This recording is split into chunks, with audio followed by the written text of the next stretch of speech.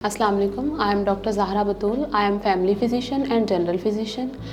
मेरे फील्ड में 3 साल से ज़्यादा का एक्सपीरियंस है। आज मैं आपको बताऊंगी कि डैंड्रफ को किस तरह मैनेज किया जा सकता है। हमने नोटिस किया है कि 92% अवाम जो ये वीडियोस देखती है वो नॉन सब्सक्राइब है हमारे चैनल को। तो आपसे एक हम्बल रिक्वेस्ट ये है कि इस चैनल को प्लीज़ सब्सक्राइब करें ताकि आपके लिए हम बेहतर से बेहतर कंटेंट बनाएं और बड़े से बड़े डॉक्टर्स को अपने प्लेटफॉर्म पे ला सकें।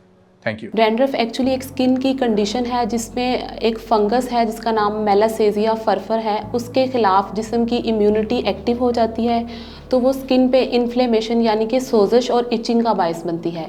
इसको हम आम जुबान में डैंड्रफ कहते हैं और मेडिकल टर्म में इसको सेबरिक डर्माटाइटिस कहते हैं। इसको हम मैनेज कर सकते हैं प्रॉपरली, अनफॉर्चुनेटली ट्रीट नहीं कर सकते।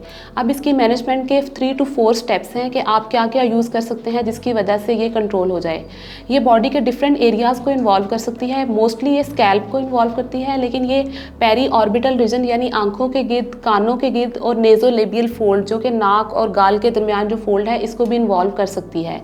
ठीक है, सबसे पहले ये है कि हम एक ऐसी प्रोडक्ट यूज़ कर सकते हैं जिसमें जिंक होता है। ठीक है, जिंक पायरीथियोन, वो डिफरेंट शैम्पूज़ में भी होता है, मार्केट में अवेलेबल है। आप उसका कंटेंट देख के उसको यूज़ कर सकते हैं।